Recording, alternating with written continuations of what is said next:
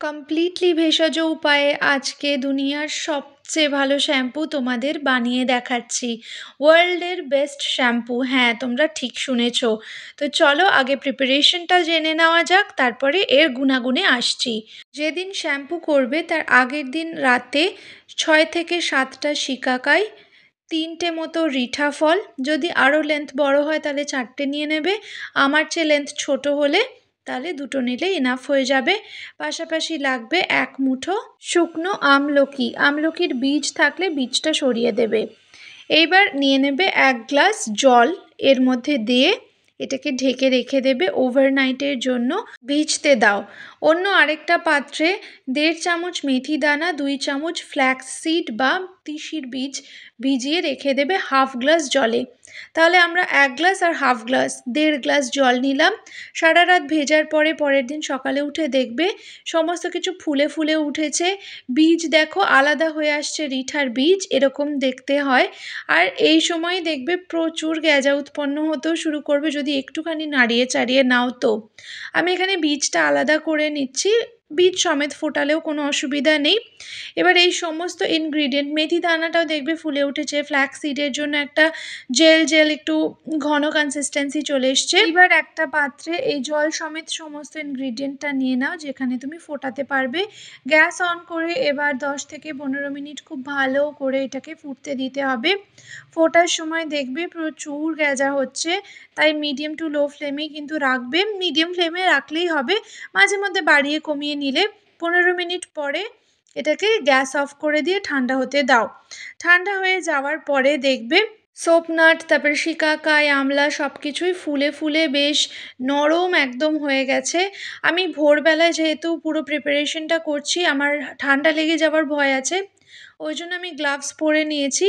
Next যেই প্রিপারেশনটা করব দেখবে গ্লাভস আর থাকবে না। এবার এই সমস্ত উপকরণকে খুব ভালো করে চটকে নেবে ঠান্ডা হয়ে যাওয়ার পরে। প্রচুর গ্যাজা তৈরি হবে রিঠা ফলের জন্য, শিকাকাইও হালকা বিস্তর গ্যাজা করে। ভালো করে চটকে নেওয়ার পরে এটাকে ভালো করে ছেঁকে নেবে। ছেঁকে নেওয়ার পরে কিন্তু ফেলবে না, এইটার মধ্যে আরও 1.5 গ্লাস জল অ্যাড করে আবার এটাকে ফুটতে বসিয়ে দাও। এই দেখো আমি করছি। আর এদিকে আমাদের ফার্স্ট ব্যাচ শ্যাম্পু কিন্তু রেডি হয়ে গিয়েছে। এই যে দেখছো কি পরিমাণে ফোম তৈরি করছে, তোমাদের ডিপ ক্লিন করে দেবে স্ক্যাল্পকে। স্ক্যাল্পে কোনো ডিপোজিশন থাকলে, কোনো ফাঙ্গাল ইনফেকশন থাকলে সব কিছু চলে যাবে। একটা রিঠা ফল আমি দেখো হাতে ঘষে দেখাচ্ছি তোমাদের, যত ঘষবে তত কিন্তু ফোম বেরোবে, মানে গ্যাজা বেরোবে। এটার এত ভালো প্রপার্টিজ রয়েছে। রিঠা ফলকে ইংরেজিতে বলা হয় সোপনাট, নামেই দেখো রয়েছে সোপ মানে সাবান, অর্থাৎ এটাকে যুগ যুগ ধরে ক্লেনজিংয়ের জন্য ব্যবহার করা হয়ে এসছে। মাথার জন্য তো বটেই, পাশাপাশি জানো উলেন গার্মেন্টস মানে গরম পোশাক, শীতের পোশাক, এমনি সাদা পোশাক পরিষ্কার করার জন্য আমার বাবা বলছিলেন যে এই রিঠা ফলের ব্যবহার কিন্তু করা হতো, যাতে কোনো রকমের উলেন গার্মেন্টস বলো বা খুব ডেলিকেট যে পোশাকগুলো হয় সেগুলোর যেন কোনো রকম ক্ষতি সাধন না করে সুন্দরভাবে পরিষ্কার করে দেয়। দেখো আমার সেকেন্ড ব্যাচও 15 মিনিট ফুটিয়ে নিয়ে ছেঁকে চটকে সেকেন্ড ব্যাচও আমি বানিয়ে নিয়েছি শ্যাম্পুর। মোটামুটি আমি সব মিলিয়ে 1 লিটার মতো শ্যাম্পু বানিয়েছি। শ্যাম্পু আর জলের এটা ডাইলুটেড ভার্সন যেহেতু, তো ওই 1 লিটার মতো আমি বানিয়ে নিয়েছি। আমার লেন্থে আজকে দেখলাম পুরোটাই লেগে গেল দুবার শ্যাম্পু করতে। পরে দেখবে একদম ছিবড়ে হয়ে গেছে, তখন ওটাকে ফেলে দাও। রিঠা ব্যবহারের ফলে অনেকে চুলের রুক্ষতা বৃদ্ধি পায়, তার জন্যই আমরা মেথি দানা আর ফ্ল্যাক্স সিড ব্যবহার করেছি। আর রুক্ষতা থাকবে না, দেখে নিও, চুল পুষ্টি পাবে। এইটা আমাদের শ্যাম্পু রেডি হয়ে গেছে একবারের জন্য। প্রত্যেকবার ফ্রেশ প্রিপেয়ার করাই আমি প্রেফার করব।